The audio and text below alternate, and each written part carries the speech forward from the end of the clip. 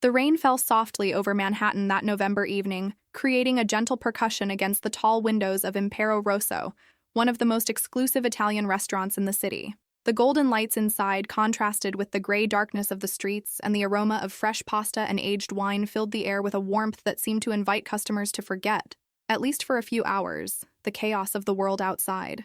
Marcus Chen had been working as a waiter at Impero Rosso for 2 years. At 26, he had learned to read his customers with the precision of someone who depended on tips to pay rent in Queens. He knew when someone wanted conversation and when they preferred silence. He knew which tables would be generous and which would leave exact change. But that night, as he adjusted his black tie in front of the staff mirror, he had no idea he was about to meet someone who would change his understanding of fear forever. "Table 7, announced Giorgio, the maitre d', a thin Italian man in his 60s with an elegant gray mustache. His voice carried an unusual tone, something between reverence and nervousness. "VIP reservation, extremely important, impeccable service, Marcus, no mistakes." Marcus nodded, accustomed to demanding customers. New York was full of celebrities, politicians, and business executives who expected to be treated like royalty. He picked up 2 leather-bound menus and headed toward table 7, located in the most private corner of the restaurant, next to a window overlooking Fifth Avenue. That's when he saw her for the first time. Victoria Russo sat with a posture that seemed sculpted from marble. Back straight, shoulders relaxed but alert, hands resting elegantly on the white tablecloth. She wore a black dress that was simple yet clearly expensive, with a discreet cut that suggested power rather than ostentation. Her dark hair was pulled back in a low bun, revealing a face of classical features. High cheekbones, full lips, and eyes so dark they seemed almost black. She appeared to be in her early 30s, but there was something in her gaze that suggested she had lived much more than her years indicated. But what truly caught Marcus's attention was the child sitting beside her. The girl appeared to be about 8 years old, with the same dark hair as the woman, but loose and falling in soft waves over her shoulders. She wore a navy blue dress with white details, appropriate for a child but with a sophistication that seemed unusual. Her small hands rested on her lap, and her posture mimicked the woman's, straight, composed, observant. What was most striking about the child were her eyes, large, dark, and incredibly alert. They weren't the playful, curious eyes typical of an 8-year-old. They were eyes that watched, calculated, absorbed. When Marcus approached the table, those eyes fixed on him with an intensity that made him hesitate for a fraction of a second. "Good evening," Marcus said with his most professional smile, placing the menus on the table. "Welcome to Impero Rosso. My name is Marcus, and I'll be serving you tonight. May I offer you something to drink while you look over the menu?" Victoria Russo's eyes lifted to him, and Marcus felt a chill run down his spine. There was no hostility in that gaze, but there was an evaluation. Quick, precise, complete. In less than 2 seconds, he felt as if this woman had cataloged everything about him: his age, his origin, his level of experience, perhaps even his bank account balance. "Sparkling water for both of us," Victoria said. Her voice was soft, almost melodious, but carried an authority that made it clear this wasn't a request but an instruction. "San Pellegrino with ice and lemon." "Of course," Marcus responded, writing in his small notepad. He looked at the girl with a friendly smile. "And for the young lady, would you like something special? We have fresh juices, maybe an Italian soda?" Before the girl could respond, Victoria placed her hand gently over the child's, a gesture that appeared affectionate, but that Marcus somehow perceived as protective. "The water will be sufficient," Victoria said, her tone unchanged. Marcus nodded and withdrew, feeling an inexplicable discomfort. As he headed toward the bar, he glanced back briefly. The woman was speaking quietly to the girl, who listened with absolute attention, nodding occasionally. They looked like mother and daughter, but there was something in the dynamic that seemed different, more formal, more calculated. "Who are they?" Marcus asked Giorgio as he prepared the sparkling waters. The maitre d' looked around nervously before leaning closer. "Don't ask questions, Marcus. Just provide excellent service and forget what you see." "But, Marcus," Giorgio's voice became severe, "that woman is someone you don't want to know, someone you don't want to offend, someone you definitely don't want to remember when you leave here tonight. Understand?" Marcus swallowed hard and nodded. In 2 years working at Impero Rosso, he had never seen Giorgio so serious. He returned to table 7 with the waters, serving them with the precision taught in his restaurant service training. Victoria didn't look at him, focused on the menu, but the girl watched every movement he made, as if memorizing the exact way he placed the glasses, the angle of the bottles, the distance between the plates. "Have you decided, or would you like a few more minutes?" Marcus asked. "The fettuccine al tartufo nero for me," Victoria said without lifting her eyes from the menu. And for Elena, the risotto alla parmigiana, but asked the chef to keep it simple. Minimal butter, no cream. Excellent choices, Marcus said, writing. He looked at the girl, Elena, and tried another smile. The risotto is delicious. I think you'll like it. For the first time, Elena spoke. Her voice was soft, almost a whisper, but surprisingly clear. Do you eat here often? The question took Marcus by surprise. I work here, so not exactly, but I've tried many of the dishes. The chef is incredible. So, Marcus, Victoria said, and something in the way she pronounced his name made him look at her immediately. We're ready to order. That will be all for now. There was no rudeness in her tone, but the dismissal was absolute. Marcus nodded and retreated, feeling his face warm. He had been dismissed like a child interrupted during adult conversation. In the kitchen, as he placed the order, Marcus couldn't stop thinking about that table. There was something wrong, not threatening, necessarily, but unsettling. The way the woman controlled every detail. The way the girl watched everything with those ancient eyes in a child's face. The way Giorgio had warned him. Stop staring, muttered Sophia, another waitress, passing by with a tray of appetizers. I saw you looking at table 7. Who are they? Marcus insisted. Sophia sighed. I don't know exactly, and I don't want to know, but I've heard stories. That woman? People say she's involved in things. Important things. Dangerous things. She leaned closer. They say she runs half of the businesses in this city. If you know what I mean. Marcus felt his stomach tighten. And the girl? That's the strange part. No one knew she existed until a few months ago. She appeared out of nowhere. Some say she's her daughter, others say she's something else. But whatever it is, that child is the most protected secret in New York. The kitchen timer rang, indicating the dishes were ready. Marcus picked up the tray, took a deep breath, and returned to table 7. Victoria and Elena were talking quietly when he arrived. He couldn't hear the words, but he noticed how the woman leaned slightly toward the girl, how her hand rested protectively on the child's shoulder, how Elena nodded seriously as if receiving crucial instructions. Fettuccine al tartufo nero, Marcus announced softly, placing the plate in front of Victoria, and risotto alla parmigiana for the young lady. Thank you, Elena said, and this time she smiled, a small, quick smile that almost seemed practiced. Marcus couldn't help himself. There was something about that child that intrigued him, something that made him want to break through that wall of formality. Is this your first time at Impero Rosso? He asked Elena, trying to be kind. Yes, the girl responded, looking at her plate. Mama says the food here is authentic. It is, Marcus said enthusiastically. The chef is from Tuscany. He uses recipes passed down in his family. If you like the risotto, you have to try the tiramisu for dessert. It's incredible. Marcus. Victoria's voice cut through the air like a blade through silk. Not loud, not aggressive, but absolute. He looked at her, and what he saw in those dark eyes made his throat go dry. There was no anger there, no irritation. There was something much more unsettling. Warning. Victoria placed her napkin carefully on her lap, took a sip of water, and then, with a gesture so subtle that anyone watching from afar would miss it, she beckoned Marcus to come closer. Every instinct in Marcus's body screamed for him to maintain distance. But he was a professional. He leaned slightly toward the table, close enough to hear but maintaining appropriate posture. Victoria lifted her eyes to him. Up close, Marcus could see that they weren't completely black. They were a very dark brown, almost like espresso. She tilted her head slightly, and when she spoke, her voice was so soft it was almost a whisper. But each word fell on Marcus's ears with the weight of a sentence. You seem like a nice young man, Marcus. Polite, kind, the type who likes to make children smile. She paused, her eyes fixed on his. But let me give you some advice. You have no idea who she is.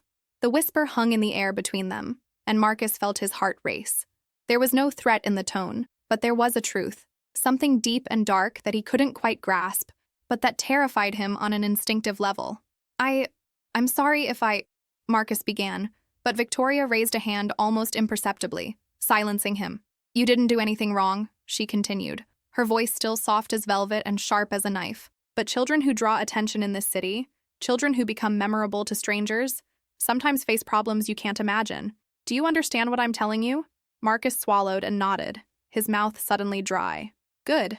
Victoria leaned back, the moment broken. We'll enjoy our dinner in peace now. And Marcus, when you bring the check, you'll forget this table. You'll forget this conversation. You'll forget you saw us. It's better that way. For everyone. Marcus stepped back, his legs feeling weak. Yes, ma'am. Of course. Please enjoy your meal. He turned and walked toward the kitchen, feeling Elena's eyes following him all the way. His hands were shaking when he pushed through the door. What happened? Sophia asked, noticing his pale face. Nothing, Marcus lied, leaning against the counter. Nothing happened. But that wasn't true. Something had happened. He had received a warning, gentle, polite, but absolutely clear. That woman, whoever she was, didn't just protect that girl. She was willing to do whatever was necessary to keep her safe. And the way she had said, "You have no idea who she is," kept echoing in Marcus's mind. Who was that child? Why was she so protected? And what kind of danger could make someone speak with such contained intensity? For the rest of the service, Marcus kept his distance. He brought fresh bread when requested, refilled waters when glasses were half empty, but avoided direct interaction. Victoria and Elena ate in peaceful silence, occasionally exchanging quiet words. But mostly they seemed comfortable in each other's presence, an intimacy that didn't need constant conversation. At one point, Marcus noticed something that made him pause. Elena had dropped her napkin, and before Victoria could react, the girl had bent to pick it up herself. But in doing so, her eyes quickly scanned under the table, to the sides, behind her, a 360-degree evaluation completed in less than 2 seconds. Then she straightened up, napkin in hand, and continued eating as if nothing had happened. It was a movement so fast, so trained that someone not watching closely would miss it. But Marcus had seen it, and he realized with a chill running down his spine that this 8-year-old girl was constantly watching, constantly evaluating, constantly prepared. What kind of life teaches a child to do that? When they finished dinner, Victoria requested the check. Marcus brought it quickly, his professional mask firmly in place. "Thank you for the excellent service," Victoria said, placing a black credit card on the tray.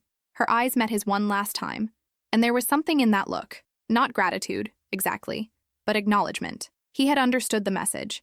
He had complied. Marcus processed the payment and returned with the receipt. Victoria signed it and added a generous tip, 30%, more than he usually received. It was, he understood, the final part of the transaction, payment for his service and for his silence. "Have a good night," Elena said as they prepared to leave, and this time her smile seemed more genuine, a small glimpse of the child beneath the training. "You too," Marcus responded automatically. "Be careful in the rain." Victoria placed a hand on Elena's shoulder, guiding her toward the exit. 2 men in dark suits, who Marcus hadn't noticed before, materialized from somewhere near the entrance and flanked them. Not close, not obviously, but clearly present. Security. Marcus watched them leave, the woman and the girl disappearing into a black car parked directly in front of the restaurant, despite the no parking sign. The car pulled away smoothly, merging into New York traffic as if it had never been there. "Forget it," Giorgio said beside him, making Marcus jump. "Whatever you saw, whatever you heard, forget it." "Who is she really?" Marcus asked, unable to contain his curiosity. Giorgio was silent for a long moment, watching the empty space where the car had been. Finally, he sighed. "They say her name is Victoria Russo. They say she's a businesswoman, that she owns properties throughout the city, that she has investments in various sectors." He paused. "And they say that people who ask too many questions about her tend to disappear from certain circles. Not violently, not dramatically. They simply move away, change cities, decide New York isn't for them." Marcus felt a chill.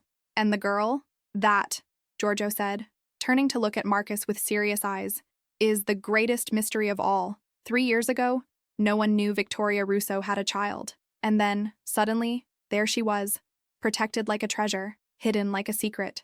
That little girl is either her greatest vulnerability or her most valuable asset. Maybe both." Before Marcus could ask anything else, Giorgio walked away, leaving him alone with his thoughts.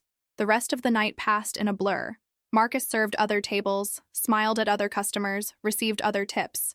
But his mind kept returning to table 7, to the whisper, to the warning. "You have no idea who she is." What did that mean? Who was Elena really? And why did a woman as powerful and controlled as Victoria Russo feel the need to protect her with such intensity? Miles away, in a luxury office on the 42nd floor of a skyscraper in the financial district, 3 men watched a screen in the darkness. The video, captured by a security camera hidden in Impero Rosso's dining room, showed Victoria and Elena at table 7. The quality was excellent, good enough to see every detail, every gesture, every interaction. "So the rumors are true?" said the first man, his voice deep and satisfied. "She has a weakness now." "We've been looking for this for 3 years," added the second, leaning forward. "Victoria Russo, the untouchable queen, and now she has something she can't afford to lose. The third man, older and clearly the leader, remained silent, his eyes fixed on the image of Elena on the screen. The child was looking directly at the camera, as if she knew, as if she could feel the invisible eyes watching her. How interesting, he murmured finally. The queen has a princess, and every princess can be captured. He pressed a button, and the screen went dark. Find out everything, he ordered. School, routine, security, everything. If Victoria Russo has a vulnerability, we will find a way to exploit it. And when we have the information? Asked the first man. The leader smiled, a cold, calculated smile. Then we'll show the queen that even the most powerful can fall. We just need to know where to strike. In the darkness of the office, plans began to form. Plans that would set in motion events none of them could fully predict. Plans that would test the bond between mother and daughter in ways no one could imagine. But in that moment, as the rain continued to fall over Manhattan and the city prepared for another night, Victoria Russo held Elena's hand inside the moving car, watching the streets pass by the window. You did well tonight, Piccola, Victoria said softly. The waiter was nice, Elena responded, her voice thoughtful. But he asked too many questions. Yes, he did. Victoria squeezed the child's hand gently. And what did we learn about people who ask too many questions? That curiosity can be dangerous, Elena recited, as if repeating a lesson learned by heart, that we should always be careful about what we reveal. Exactly. Victoria looked at the girl, her expression softening slightly, a vulnerability she allowed herself only in these private moments. But he wasn't a threat, just a young man trying to be kind, like most people, Elena said. They don't know. They can't see. No, Victoria agreed, looking back at the window, at the city lights reflected in the rain. They can't. And that's what keeps you safe. But even as she said it, Victoria felt that familiar tension in her chest, the constant weight of knowing that each public appearance was a calculated risk, that every person who saw Elena was a potential threat, that the secret she had fought so hard to protect was becoming harder and harder to keep. Somewhere in this city, someone was watching, someone was planning, and soon, very soon, the fragile peace she had built around Elena would shatter.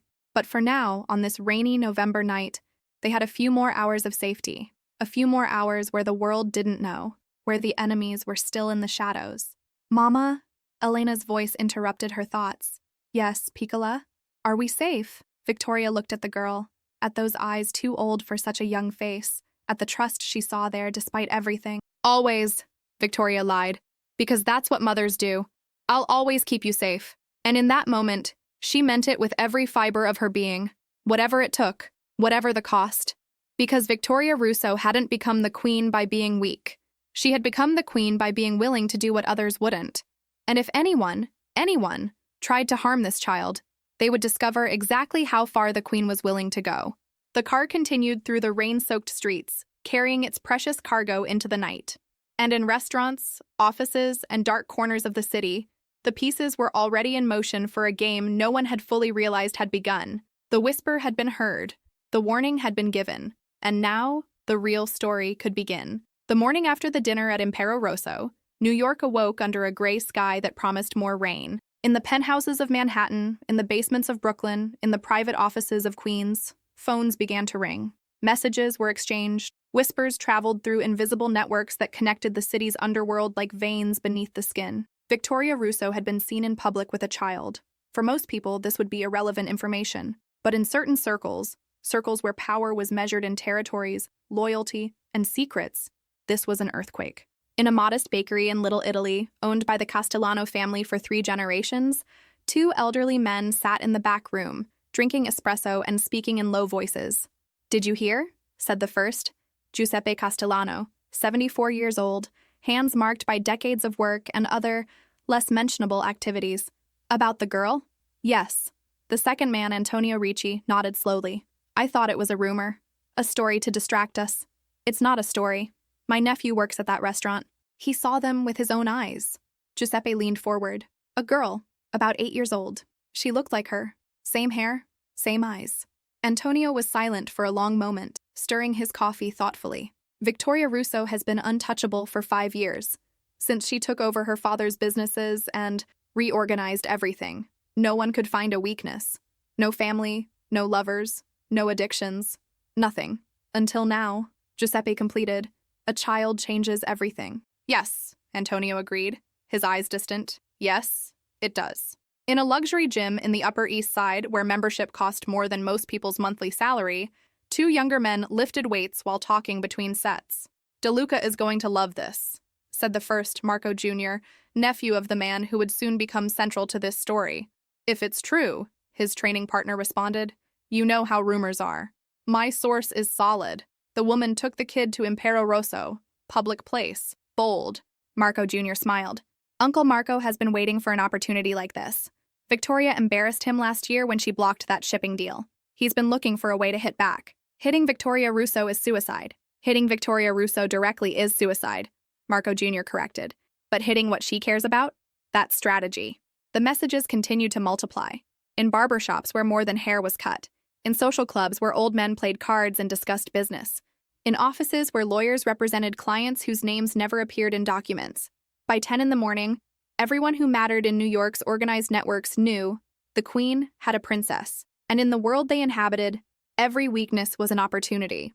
Victoria Russo stood in front of the floor-to-ceiling windows of her penthouse, watching the city stretch out below her like a living organism. She held a cup of black coffee, still warm, and her face showed no emotion. But anyone who knew her well would recognize the slight tension in her shoulders, the way her fingers gripped the cup a fraction tighter than necessary. She knew. Of course she knew. Victoria hadn't reached her position by being naive or careless. The moment she decided to take Elena to a public restaurant, she knew what would follow. It was a calculated risk, one of many she had to take to give the girl some semblance of a normal life. But knowing something intellectually and feeling its consequences emotionally were different things.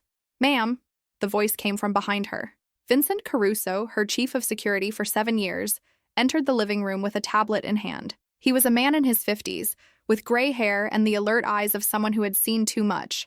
We need to talk. I know, Victoria said without turning around. How bad is it? The phones haven't stopped. Every contact I have is calling, fishing for information. DeLuca's people have been especially active. Now Victoria turned, her dark eyes meeting Vincent's. Marco DeLuca. Yes, he's been mobilizing since last night. Nothing overt yet, but movements, meetings, calls. Victoria was silent for a moment, processing the information. Marco DeLuca was an ambitious man, too ambitious for his position. He ran operations in the Port District, controlled several businesses, and had connections that extended beyond New York. He was also someone who didn't forget insults. Last year, Victoria had blocked one of his expansion attempts, not out of personal animosity, but because his plan was reckless and would have drawn unwanted attention from federal authorities. In their world, discretion was survival, but DeLuca had seen it as a direct challenge to his authority. Schedule a meeting, Victoria said finally, with the inner circle, this afternoon. We need to assess the situation and make decisions. Already done, Vincent replied. 3 o'clock at the usual place. Good. Victoria returned her gaze to the window. And Vincent? Yes, ma'am? Double Elena's security. Discreetly. I don't want her to feel suffocated, but I want eyes on her every second. Understood. After Vincent left, Victoria remained at the window for a few more minutes. Somewhere in this vast city, her daughter was at school, learning mathematics and history, playing with classmates during recess. A normal life, or as normal as Victoria could provide. The memory came unbidden, as memories often do in moments of stress. 3 years earlier, the warehouse in Red Hook was dark, damp, and smelled of mold and something worse. Something human and desperate. Victoria moved through the shadows like a ghost, her team spread around the perimeter. They had received information about an operation, one that dealt in goods no civilized person should trade. Children. Victoria had many principles, but few absolute rules. One of them was this. Children were untouchable. Not as targets, not as merchandise, not as collateral.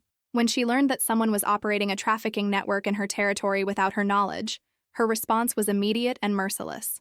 The operation was surgical. Her team had surrounded the location, neutralized the guards without excessive noise, and secured the perimeter. Now Victoria walked among the crates and containers, looking for the evidence she needed to dismantle this network completely. That's when she heard it. A small sound, barely a whimper, coming from a corner in the back. She approached carefully and found a metal cage, the type used for large animals. Inside, huddled in a blanket that had once been white, was a small girl, 5 years old, maybe 6. Dark hair tangled, enormous eyes filled with a fear so deep it was almost apathy.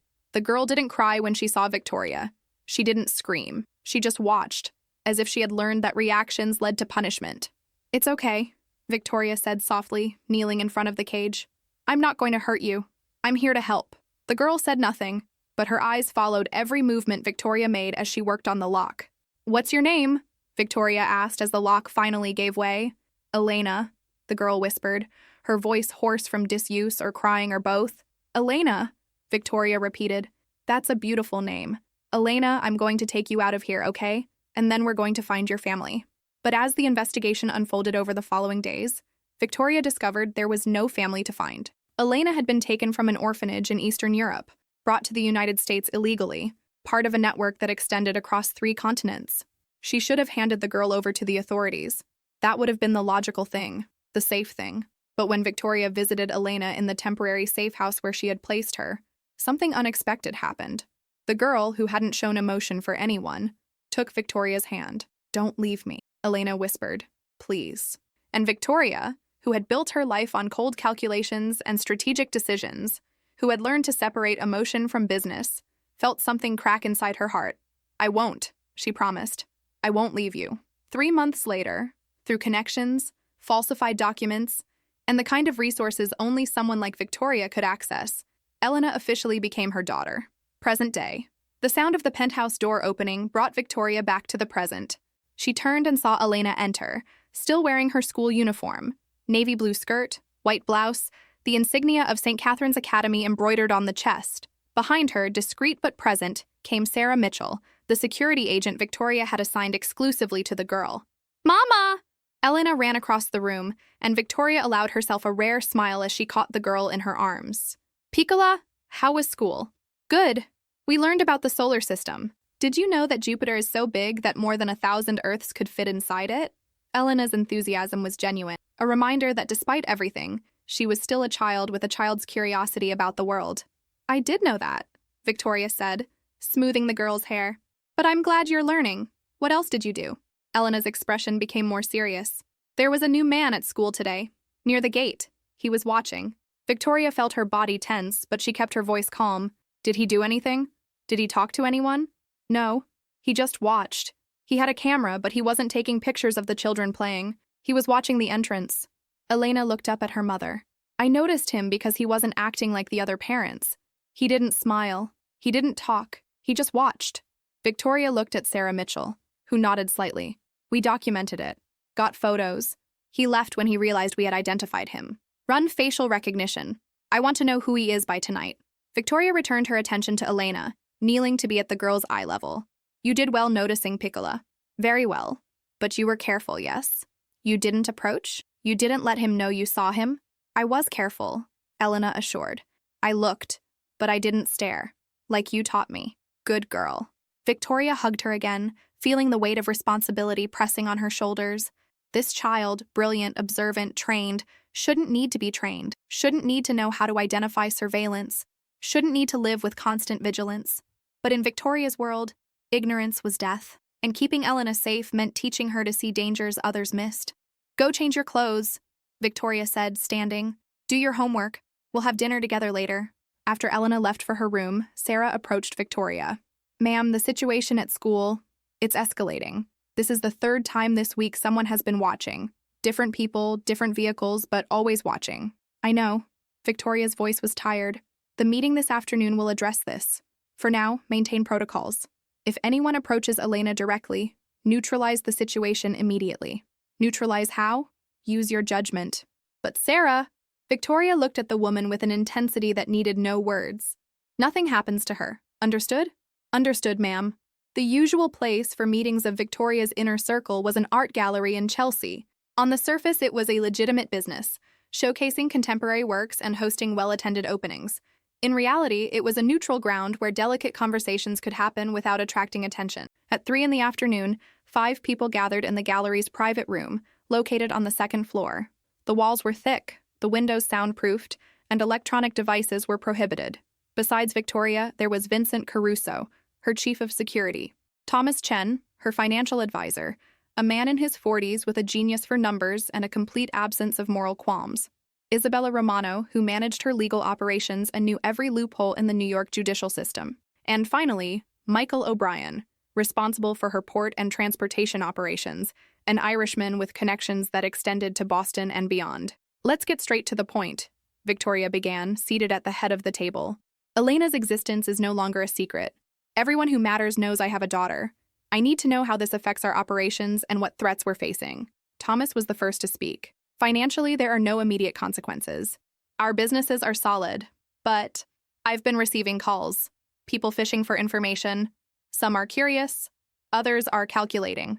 DeLuca, in particular, has been asking questions about asset transfers, looking for vulnerabilities. DeLuca. Victoria pronounced the name like a curse. He's been a problem since last year. He's more than a problem now, Isabella interjected. My sources indicate he's been having meetings with the Castellano and Ricci families.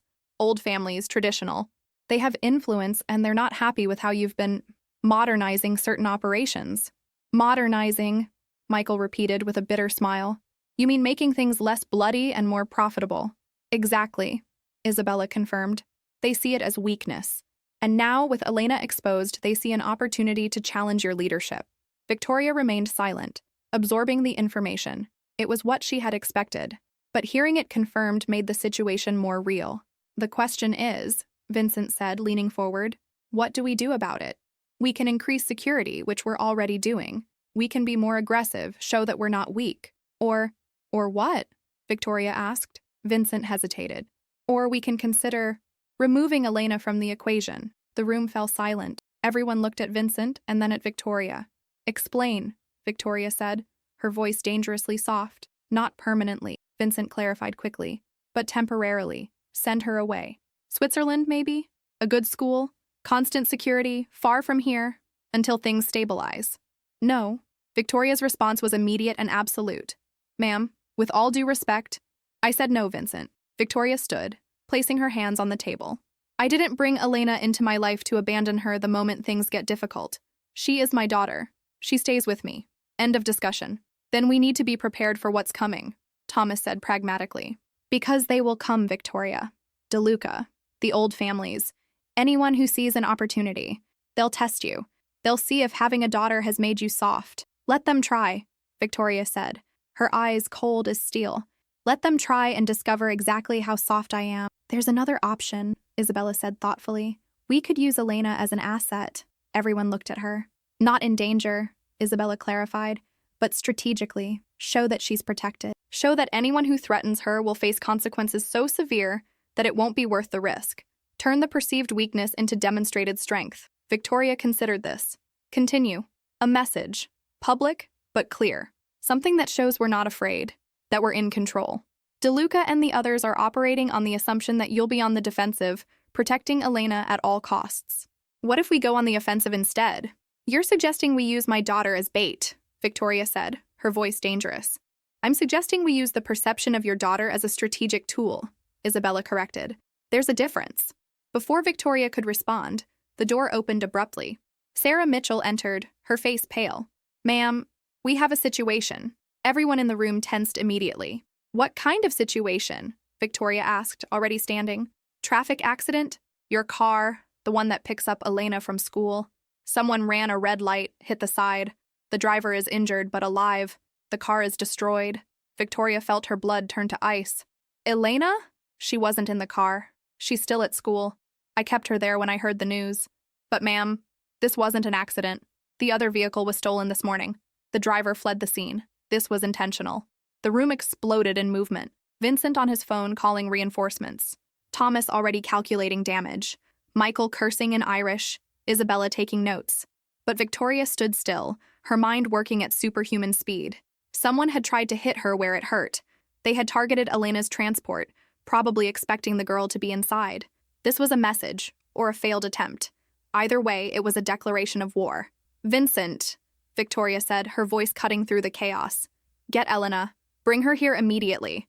Use the secondary vehicle, varied route, full security. Already sending the team, Vincent confirmed. Michael, I want to know who was in that stolen car within the hour. Names, addresses, connections. On it. Isabella, start documenting everything. If this goes legal, I want every angle covered. Understood. Victoria turned to Sarah. You stay with Elena. You don't leave her side. Not to sleep, not to eat, not for anything. She's your only responsibility. Understand? Yes, ma'am. As everyone dispersed to execute orders, Victoria remained in the room, her hands gripping the table edge so tightly her knuckles turned white. Someone had tried to hurt her daughter. Someone had crossed the line no one should cross. And they would pay. Oh, they would pay. But first, she needed to make sure Elena was truly safe. Everything else could wait. 30 minutes later, Elena arrived at the gallery, escorted by Vincent and 3 security agents. She looked confused, but not scared. Victoria's training had prepared her for sudden changes in routine. Mama. Elena entered the private room, looking around at the serious faces. Sarah said there was an accident. Is everyone okay? Victoria crossed the room in 3 strides and pulled the girl into her arms, holding her tighter than usual. For a moment, she allowed herself to be not the queen, not the strategist, but simply a mother who almost lost her child. Everyone is fine, Piccola, Victoria murmured into the girl's hair. Everyone is fine. The driver? Injured, but he'll recover.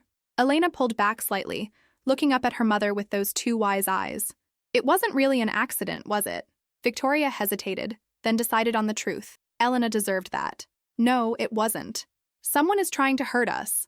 Someone is trying to hurt me, Victoria corrected. Through you. But I won't let that happen. Elena was quiet for a moment, processing. Then, are we in danger? Victoria knelt in front of her daughter, taking the small hands in hers. Elena, listen to me carefully. I need to teach you the difference between fear and caution. Fear is what makes people freeze, makes them make mistakes. Caution is what keeps people alive. I'm not afraid, Elena said, and there was a steel in her voice that reminded Victoria of herself. Good, but be cautious. The world is more dangerous now than it was yesterday. There are people who want to hurt me, and they think the way to do that is through you. But you're smart, Piccola.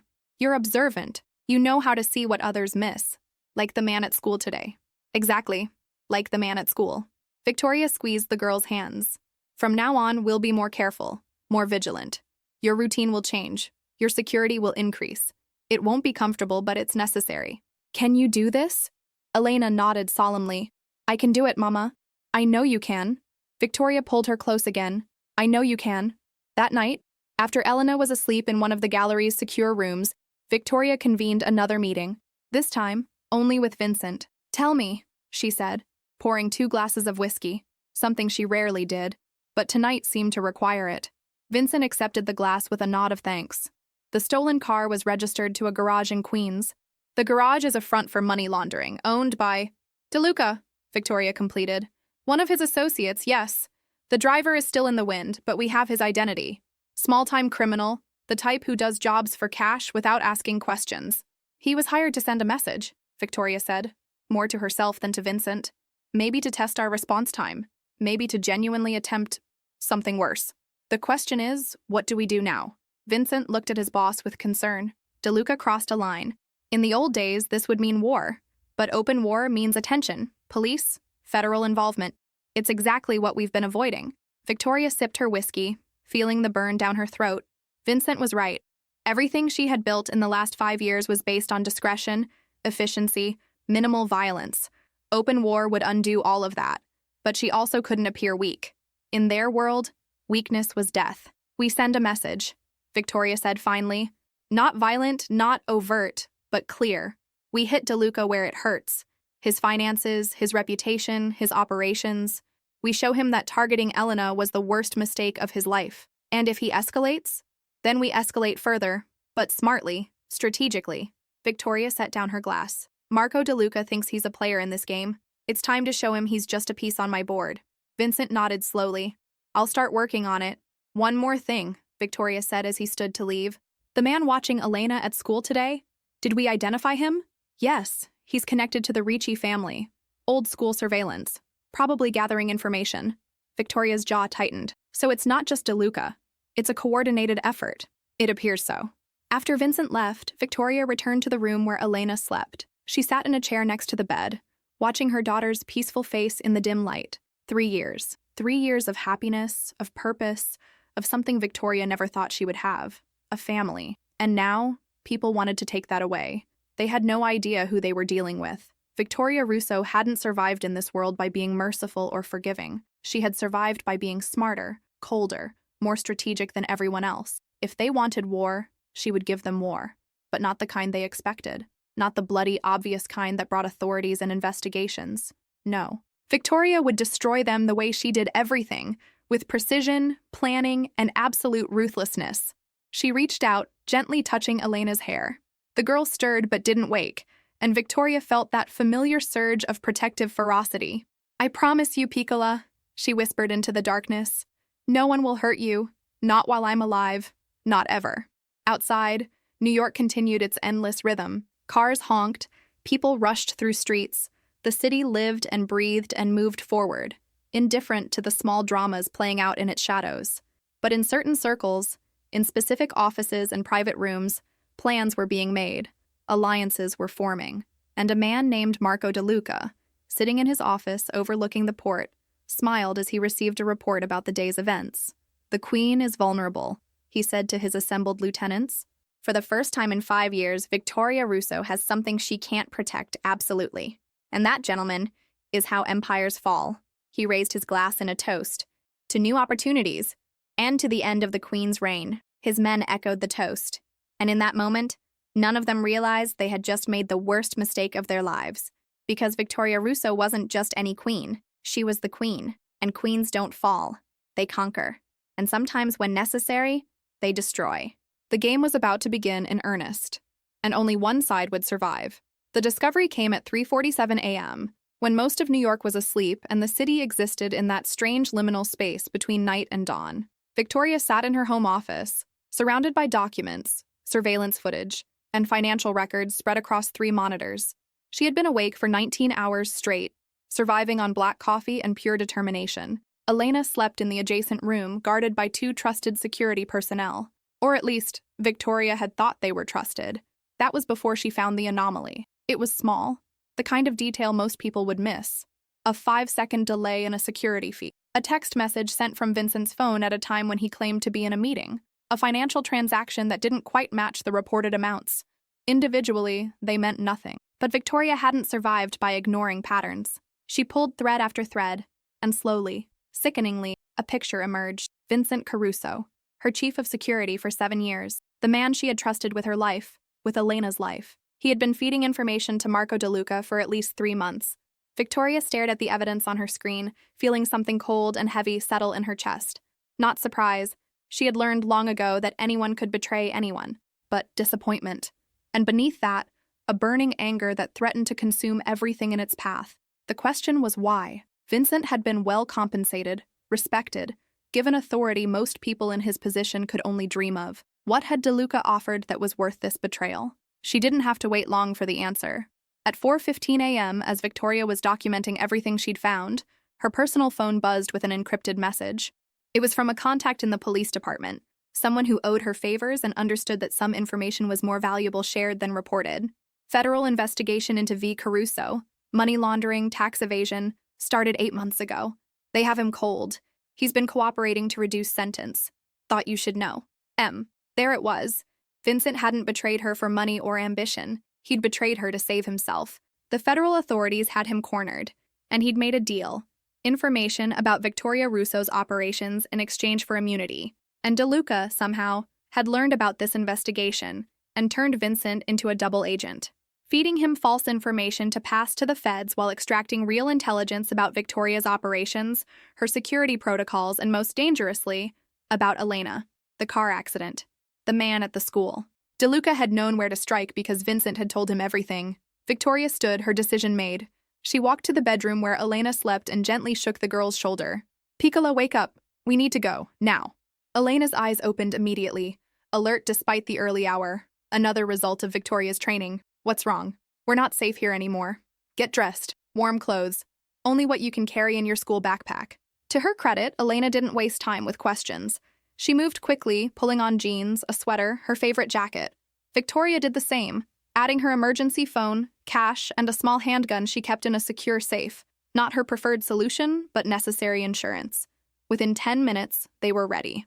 Victoria opened a hidden panel in her closet that led to a service stairwell, an escape route she'd installed years ago but never thought she'd need. "Where are we going?"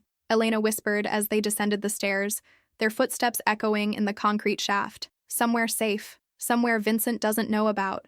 Elena absorbed this information with the same eerie calm she showed in crisis situations. Vincent is the problem? Yes. I never liked him very much, Elena said quietly. He smiled too much. People who smile that much are usually hiding something. Victoria felt a sad smile touch her lips. Her 8-year-old daughter was reading people like a professional interrogator. You're very perceptive, Piccola. They emerged in the building's underground parking garage. Victoria had a car here that wasn't registered to her, bought through untraceable channels for exactly this kind of emergency. A modest Honda Civic, gray and forgettable, the opposite of her usual luxury vehicles. As she started the engine, Victoria's phone buzzed. Vincent calling. She rejected it. Immediately, a text arrived. Victoria, we need to talk. There's been a development. She deleted it without responding. They drove through empty streets. Victoria constantly checking mirrors, taking random turns, doubling back, all the counter-surveillance techniques she knew. Elena sat quietly in the passenger seat, watching the city pass by the window. Mama? Elena's voice was small. Are we going to be okay? Victoria reached over and squeezed her daughter's hand. Yes, I promise. But even as she said it, she knew promises were dangerous things to make. The world had a way of breaking them. The safe house was in Red Hook, Brooklyn, an unremarkable apartment above a bodega, owned by a shell corporation that had no obvious connection to Victoria. She'd established it 3 years ago, shortly after adopting Elena, understanding that one day she might need a place that existed completely off the books. It was small, just 2 bedrooms, a kitchen, and a living room with furniture that was functional but impersonal. The windows were reinforced, the door had 3 locks, and there was a fire escape that led to multiple exit routes. Not comfortable, but secure. Home sweet home, Victoria said with false cheerfulness as she locked the door behind them. Elena explored the apartment quickly, her trained eyes assessing exits, sightlines, potential dangers. It's good, she declared. We can defend this if we need to. We won't need to, Victoria said, hoping it was true. No one knows about this place, but even as she spoke, her mind was already working through scenarios. Vincent knew her patterns, her contacts, her resources. He might not know about this specific location, but he knew how she thought. And DeLuca, with Vincent's information, would be able to anticipate her move. She needed to think differently, act unpredictably, become someone other than the Victoria Russo everyone expected. Over the next few days, they settled into a strange new routine. Victoria used encrypted communications to reach out to her few remaining trusted contacts, people Vincent had never met, relationships she'd kept deliberately separate from her main operations. She learned that DeLuca had moved quickly after their disappearance, spreading rumors that Victoria had fled the city, that her empire was collapsing, that it was time for new leadership. Some of her allies held firm, others wavered. A few openly defected to DeLuca's side. It's like watching dominoes fall, Thomas Chen told her during a brief encrypted video call. I'm holding our financial operations together, but people are scared. They think you're vulnerable. Let them think that, Victoria responded. Fear makes people careless. DeLuca will overextend himself, and when he does, we'll be ready. But the truth was more complicated. Every day in hiding was a day DeLuca consolidated power. Every day was a day Elena couldn't go to school, see friends, have the normal life Victoria wanted for her. On the 4th day, things took a darker turn. Victoria was making lunch, simple sandwiches, nothing like the elaborate meals they used to have, when her burner phone rang. It was Isabella Romano, her legal advisor. Victoria. Isabella's voice was tight with stress. They took Sarah. Victoria felt her blood run cold. Sarah Mitchell. Not the federal agent, but Elena's bodyguard, the one who had protected her at school. Took her. Who? DeLuca's people. They grabbed her outside her apartment this morning. They're demanding a meeting. You for her. It's a trap. Of course it's a trap, but Victoria... Isabella paused. They hurt her. Not badly, but enough to make a point. They sent a photo. She's alive, but scared.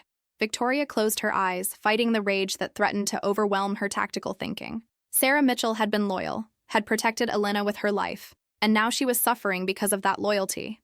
Tell them no meeting, Victoria said finally. But tell them if they harm her further, I will make it my life's mission to destroy everything DeLuca has ever cared about. Every business, every relationship, every asset. I will salt the earth where his empire stands. Victoria, do it. And Isabella, get out of the city, today. They'll come for you next.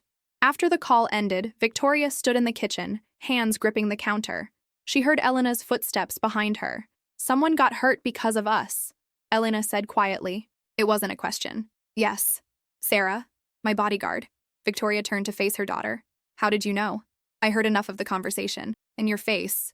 You only look like that when something really bad happens. Elena moved closer. Is she going to be okay? I don't know, Piccola. Victoria knelt down to Elena's level. But I'm going to try to make sure she is. How? I'm still figuring that out. Elena was quiet for a moment. Then, Mama, when will this be over? Soon, Victoria lied. Because the truth, that she didn't know, that they might be running for weeks or months, that this might never truly be over, was too heavy for a child to carry. But Elena's eyes suggested she understood the lie. She nodded anyway, accepting it because sometimes children protect their parents from the truth, as much as parents protect their children. The turning point came on the 7th day, and it came from an unexpected source. Victoria was monitoring news feeds on her laptop, carefully, using VPN and proxy servers, when she saw a local news story that made her pause. A young man had been attacked near Impero Rosso, the restaurant where this had all begun. He'd been beaten, warned to stop asking questions about people who don't want to be found. The victim's name was Marcus Chen, the waiter, the kind young man who had tried to be friendly to Elena. DeLuca must have learned he'd served them that night and decided he might know something useful. Or maybe it was just another message to Victoria. Everyone who touches your life will suffer. Victoria felt something crack inside her carefully maintained control. Marco DeLuca was no longer just threatening her organization or her allies. He was hurting innocent people. People whose only crime was accidentally crossing paths with Victoria Russo. She made a decision, a risky one, but necessary. Elena, stay here. Don't open the door for anyone except me. Use the escape route if someone tries to break in. You remember it? Yes. Elena looked frightened but determined. Where are you going?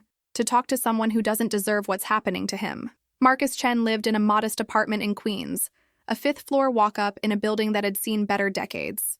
Victoria approached carefully, watching for surveillance, for traps, for any sign that DeLuca's people were still watching the young man. She climbed the stairs and knocked on apartment 5C. The door opened a crack, security chain engaged. Through the gap, Victoria could see Marcus's face. Bruised, one eye swollen, a cut on his lip. When he saw who it was, his eyes widened. You, he whispered. May I come in? I promise I'm not here to hurt you. I'm here to apologize. Marcus stared at her for a long moment, then closed the door to unhook the chain. When he opened it again, Victoria saw the full extent of his injuries. Nothing life-threatening, but clearly painful.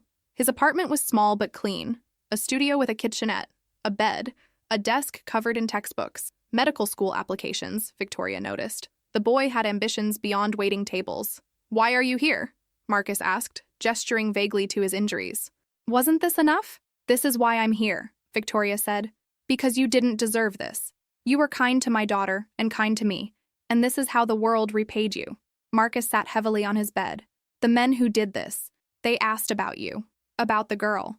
I told them I didn't know anything. I don't know anything. He looked up at her. Who are you? Really? Victoria considered how much to tell him, then decided that he deserved at least part of the truth. My name is Victoria Russo. I run certain operations in this city. Operations that sometimes put me in conflict with other people who run similar operations.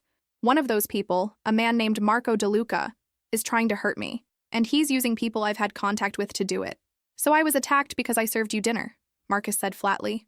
Yes. And that little girl, Elena, she's in danger too? She's the reason I'm doing all of this, Victoria said. She's my daughter, and I will do whatever it takes to keep her safe. Marcus was silent, processing this. Then, what do you want from me? Nothing. I came to warn you. DeLuca may come back. He may try to use you again. If he does, here's what I need you to know. I have a lawyer who can help you. I have resources to relocate you if necessary. And if anyone threatens you again, you call this number. She handed him a card with a phone number written on it. It will reach someone who can help. Marcus looked at the card. Why would you help me? You don't know me. Because you were kind to a child. In my experience, that says something about a person's character. Victoria moved toward the door. And because I'm tired of innocent people being hurt because of games they didn't choose to play. Wait, Marcus stood. The men who came, they said things. About you. About what you do. I'm sure they did. Are those things true? Victoria turned back to face him. Some of them, probably. I'm not a good person, Marcus. I've done things that would horrify you. But I try to follow rules. I try to minimize damage. And I never, ever involve children in this world. She paused. That's more than many people in my position can say. Marcus nodded slowly. I believe you. I don't know why, but I do. After Victoria left, she felt slightly lighter. She had protected one innocent person, at least, given him tools to protect himself. It wasn't much, but it was something. She returned to the safe house to find Elena sitting at the window, watching the street. The girl turned when Victoria entered. Did you find the waiter? Yes. He's hurt, but he'll be okay. Good. I liked him. Elena paused. Mama, how long are we going to hide? Victoria sat beside her daughter, both of them looking out at the Brooklyn streets. I don't know, Piccola, but I'm working on a plan. What kind of plan? The kind that ends this. Permanently. Before Elena could ask more questions, Victoria's phone buzzed. It was Michael O'Brien, her port operations manager. Emergency. They hit 3 of our warehouses tonight. Simultaneous raids. Vincent is helping them target everything. You need to move. Now. Victoria felt her stomach drop. If they were hitting warehouses, they knew supply chain routes. If they knew routes, they might be able to trace deliveries. And if they could trace deliveries, they might find the safe house. Elena, pack. We're leaving. But even as they gathered their few belongings, Victoria heard it. The sound of footsteps in the hallway outside. Multiple people. Moving with purpose. They were already here. Victoria grabbed Elena's hand, pulling her toward the fire escape. She had planned for this, rehearsed this. They climbed out the window onto the metal platform, starting their descent into the alley below. They were halfway down when Victoria heard the apartment door crash open above them. Shouts. Men discovering the empty rooms. Faster, Victoria urged Elena, and they hurried down the rattling fire escape. They hit the alley running. Victoria pulled Elena left, toward the main street, toward crowds and witnesses, anywhere but the isolated darkness where things could happen unseen. Behind them, she heard pursuit, footsteps pounding concrete, voices calling to each other. They burst onto the main street, and Victoria made a split-second decision. She hailed a passing taxi, pushing Elena inside before climbing in herself. Drive, she told the confused driver, pressing a $100 bill into his hand. Manhattan, any direction, just drive. The taxi pulled away from the curb just as 2 men emerged from the alley. Victoria watched through the rear window as they stopped, breathing hard, one of them pulling out a phone. They had escaped. But just barely. In the back of the taxi, Elena was shaking, the first time Victoria had seen her truly frightened. She pulled the girl close, holding her tight. Mama, Elena whispered. I'm scared. I know, Piccola. I know, but we're okay. We're going to be okay. But even as she said it, Victoria felt a warm wetness spreading across her side. In the chaos of the escape, she hadn't noticed, but one of DeLuca's men must have gotten close enough to... She looked down and saw blood, her blood, seeping through her jacket. A knife wound, shallow but bleeding steadily. She had been hurt, and they were in a taxi with a driver who would remember them. And DeLuca's people were coordinating across the city, hunting them. For the first time in years, Victoria Russo didn't know what to do next. They ended up in a cheap motel in Jersey City, paying cash for a room with no questions asked. Victoria cleaned and bandaged her wound. It was superficial, wouldn't need stitches, but hurt like fire and would limit her movement. Elena watched with wide, frightened eyes as Victoria worked on herself in the motel bathroom. You're hurt, Elena said, voice small. I'll be fine. It's not deep. Mama, we can't keep running like this. Victoria finished bandaging and looked at her daughter. Elena was right. They were running out of places to hide, out of resources, out of options. DeLuca had her organization fractured, her allies scattered, her security compromised. She needed help, real help, the kind that meant making choices she never thought she'd make. Elena, Victoria said carefully, what do you remember about Agent Sarah Mitchell? Elena's brow furrowed.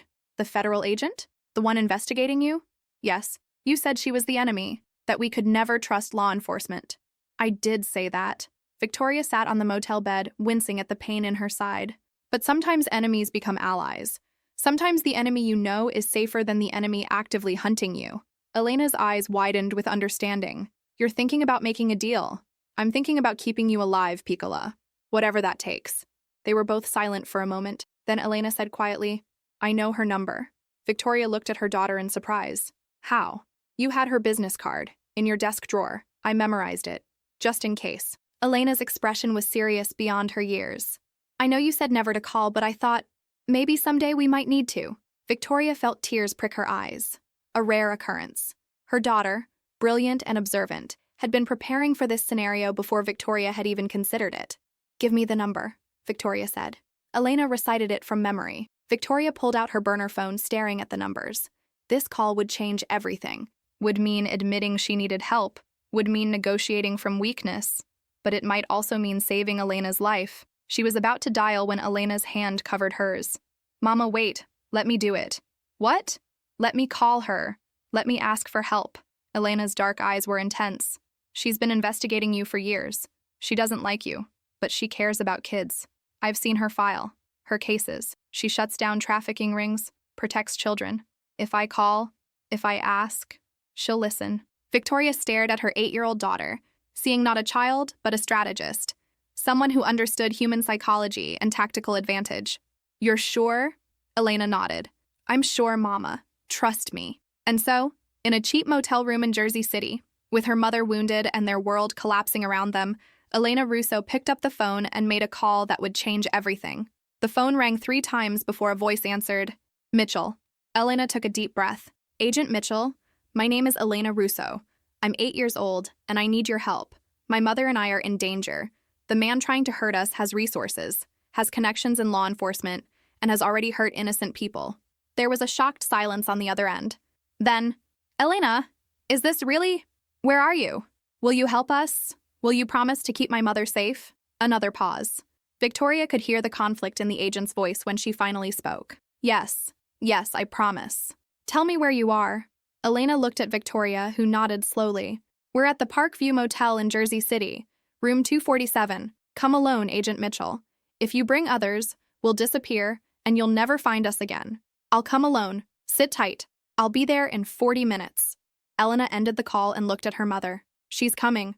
Victoria pulled her daughter into a tight embrace, ignoring the pain in her side. You did well, Piccola. So well. Is this the right choice? Elena asked. I don't know, Victoria answered honestly, but it's the only choice we have left. They sat together on the motel bed, mother and daughter, queen and princess, waiting for the arrival of someone who had spent years trying to bring them down, and hoping that sometimes enemies could become allies. Agent Sarah Mitchell arrived exactly 40 minutes later, alone as promised. She was a woman in her late 30s, with short brown hair and the careful eyes of someone who had seen too much darkness in the world. Victoria opened the door, and for a long moment, the two women simply stared at each other. Hunter and hunted, now forced into unlikely alliance. You look terrible, Mitchell said, noticing the blood seeping through Victoria's jacket. Compliments will get you nowhere, Victoria replied, but stepped aside to let her in. Mitchell's eyes immediately found Elena sitting on the bed. You must be Elena. You sounded very brave on the phone. I'm not brave, Elena said quietly. I'm scared, but Mama taught me that fear shouldn't stop you from doing what's necessary. Mitchell pulled up a chair, sitting so she was at eye level with the girl. Elena, I need to ask you something important. Do you want to be with your mother? Has she ever hurt you? Never, Elena said firmly. She saved me. She protects me. She's the only family I have. Mitchell nodded, then turned to Victoria. All right, here's the situation. Marco DeLuca has been on our radar for 2 years. We know he's involved in trafficking, money laundering, and worse. But he's careful. We've never been able to build a solid case against him. Until now, Victoria said, understanding dawning. Until now, Mitchell confirmed. Elena, 3 years ago, you were rescued from a warehouse in Red Hook. Do you remember that night? Elena's face went pale. Yes. The man running that operation was never identified. The guards who were caught refused to talk. But if you could identify him, Mitchell looked between mother and daughter. If you could testify that Marco DeLuca was the one trafficking children, we could take him down permanently. Victoria felt her blood run cold. You want to put my 8-year-old daughter on a witness stand? I want to put the man who's hunting you both in prison for the rest of his life, Mitchell countered. Elena, do you remember the man in charge that night? Elena's hands clenched into small fists. She looked at Victoria, then back at Mitchell. I remember his voice. And his ring. A gold ring with a red stone. I remember because he used it to hit one of the guards who made a mistake. That's DeLuca's signature, Mitchell said quietly. He always wears that ruby ring. With your testimony, combined with forensic evidence we've collected, we can build a case. No, Victoria said flatly. I won't let her relive that trauma. Mama. Elena's voice was soft but steady. He hurt Sarah. He hurt the waiter. He's hurting everyone around us. If I can stop him, shouldn't I? Victoria knelt before her daughter, ignoring the pain in her side. Piccola, you don't have to do this. We can run. We can hide. We can… Run forever? Elena interrupted. Always be scared? Never have a normal life? She shook her head. You taught me to be brave. You taught me to fight. Let me fight now. The plan took shape over the next 3 days.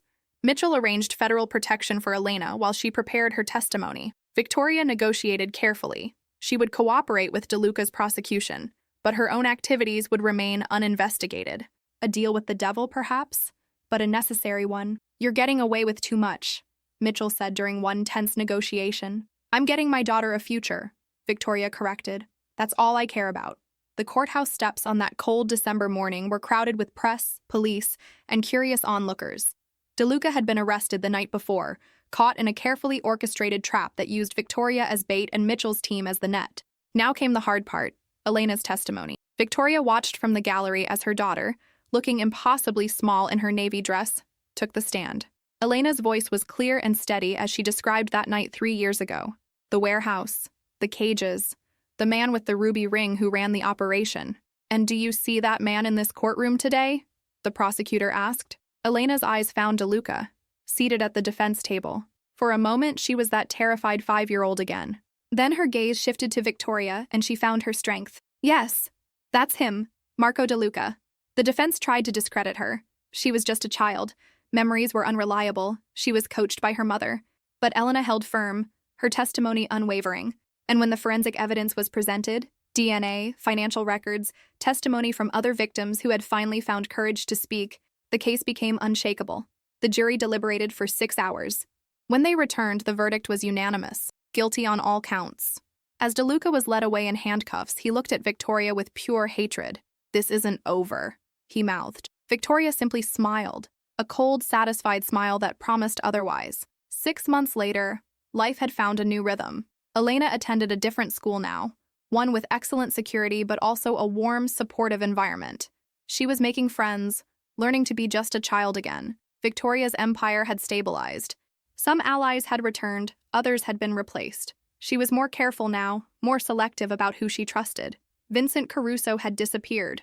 Whether into witness protection or something darker, Victoria didn't ask. On a warm spring evening, Victoria and Elena sat in a quiet restaurant. Not Impero Rosso, but somewhere new, somewhere without bad memories. Do you think we'll ever be normal? Elena asked, the same question she had asked months ago. Victoria looked at her daughter. Stronger now, healing, but still carrying scars invisible to the eye. We were never meant to be normal, Piccola. We were meant to be unbreakable. Are we? Unbreakable? Victoria reached across the table, taking her daughter's hand. We survived, didn't we? We fought back. We won. That's what unbreakable means. Not that we don't break, but that we put ourselves back together stronger than before. Elena smiled. A real smile. The kind Victoria hadn't seen in months. I like that definition. As they left the restaurant that night, mother and daughter walking side by side, Victoria knew their life would never be simple. There would always be threats, always be challenges. But they would face them together, because Victoria Russo was still the queen, and Elena, brilliant and brave beyond her years, was learning to be a princess who could fight her own battles. The game continued, but they were no longer running. They were ready for whatever came next.